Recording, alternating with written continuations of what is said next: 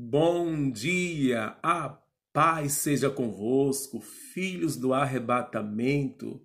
Um abraço, que o Eterno te abençoe, tua vida, tua casa, tua família, teus filhos. Louvado seja Deus. Queridos, quero deixar para o nosso elevo espiritual uma palavra no livro do profeta messiânico, profeta Isaías, capítulo 38, versículo 1, que diz: Naqueles dias, Ezequias adoeceu de uma enfermidade mortal, e veio a ele Isaías, filho de Amós, o profeta, e lhe disse: Assim diz o Senhor, põe em ordem a tua casa, porque morrerás e não viverás. Meus amados e queridos irmãos, quero falar sobre 3 coisas que fez Deus acrescentar 15 anos. Deus concedeu uma vitória muito grande a esse rei. Amados, esse rei, ele foi um rei excelente, tá? Enquanto ele exercia seu ministério aqui na terra dos viventes, ele baniu a idolatria, ele baniu a serpente que Moisés mandara construir, porque o povo de Deus estava novamente idolatrando. Ele começou a restituir os cultos ao nosso Deus, ao nosso Eterno. Ele começou a colocar toda a nação na presença de Deus, trazer o povo para a presença de Deus. O papel de um líder espiritual é esse. Porém, a vida dele nunca foi só de alegrias e nem só de sombra fresca e água.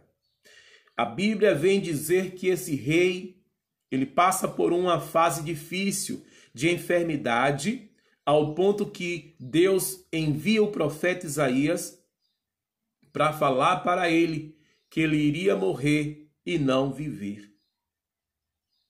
Certo que todos nós um dia iremos morrer, tá? Segundo a vontade do Eterno.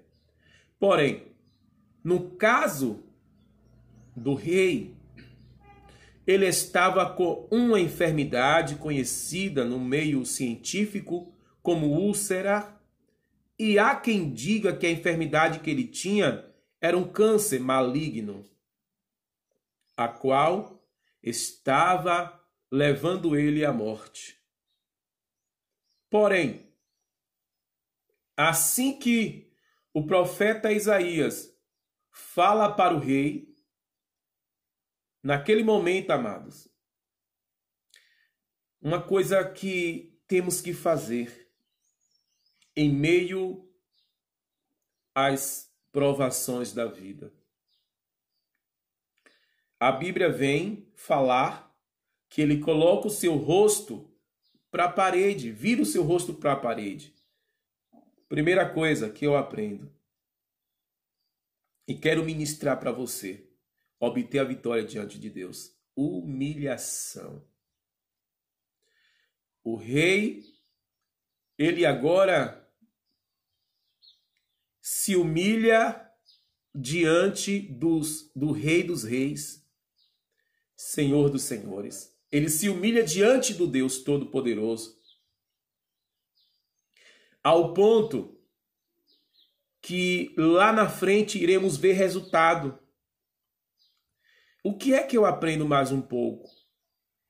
Que oração, para mim ter resultado, resposta, primeiro eu tenho que me humilhar. Por quê, amados? Nós estamos acostumados de ajoelhar e já começar a pedir. Nós pedimos por o alfabeto todo. E esquecemos de entrar na presença do Senhor se humilhando, tá? Se humilhando diante do Senhor. Isso é uma oração muito forte e poderosa. Vocês lembram daquelas duas orações que um chega a orar dizendo que não é digno de nem olhar para o céu, que é pecador? Vocês lembram da outra oração que o outro falou que ele jejuava, que ele orava e etc. Qual foi a oração que agradou a Deus? Aquele que se humilhou, que disse que não era digno de nem olhar para os céus, que ele era pecador. A Bíblia vem dizer: humilhai-vos debaixo da potente mão de Deus, para que no seu tempo ele vos exalte. Para Deus te exaltar, você tem que se humilhar, tá? E vamos esquecer uma tese que às vezes é interpretada erroneamente na questão: quando você está passando prova com algum parente ou com alguém dentro da igreja, ele me humilhou, Deus vai me exaltar. Não por esse sentido que ele afrontou você, seu marido, seu irmão, não sei, tá? Não entre nessa questão em pensar que Deus vai te exaltar porque alguém te humilhou, não. Quando você se humilhar, Deus vai te exaltar, tá? A exegese certa é essa. Você tem que se humilhar, é você. Não é alguém lhe abater, lhe afrontar e você vir com essa palavra dizendo: ah, Deus vai me exaltar, Deus vai abater ele e Deus vai me exaltar por causa desse ato? Não. Mas Deus pode te exaltar no momento que você se humilhar diante dele. Segundo tópico, oração constante, perseverante, que Ezequias teve diante do Senhor. Observe que ele coloca o seu rosto para a parede e começa a se humilhar e orar constantemente, fala com Deus. Lembra, Senhor, quando eu andava na tua presença. E ele começou a falar que baniu a idolatria, a serpente, restituiu os cultos perante a casa do Senhor. Bendito seja Deus. A Bíblia diz que quando Jesus vem ver os seus discípulos, quando ele leva para a oração, ele fala: não velasses comigo nenhuma hora. A Bíblia diz: pedi, pedi, e dá-se-vos-á. Clama a mim, respondeste-ei. Buscar-me-eis e me achareis, quando vós me buscar de todo o vosso coração. A oração, como tem um ditado, é a chave da vitória. Se você não ora, se você não persevera em oração, não é 10 minutos, tá? Não é 5 minutos. Entenda o que Deus quer. Perseverar é você aumentar mais as horas de oração. Terceiro tópico, para nós encerrar: as lágrimas. Meus amados, esse terceiro tópico aqui é forte. Antigamente, quando você ia para um círculo de oração, você via todo mundo chorando. Você entrava dentro do culto de uma igreja, as pessoas chorando. Hoje é raro, amados. O coração do povo está tão endurecido por causa de alguns fatores que para derramar uma lágrima tá complicado. Mas interessante, né? Mas quando o povo está sendo afrontado dentro de casa, lá fora, os problemas, sabe, secular, queremos chorar. Porque quando nós está diante do Senhor não queremos derramar lágrima? E não sabemos que a lágrima, irmãos, é algo sobrenatural diante de Deus. Vocês lembram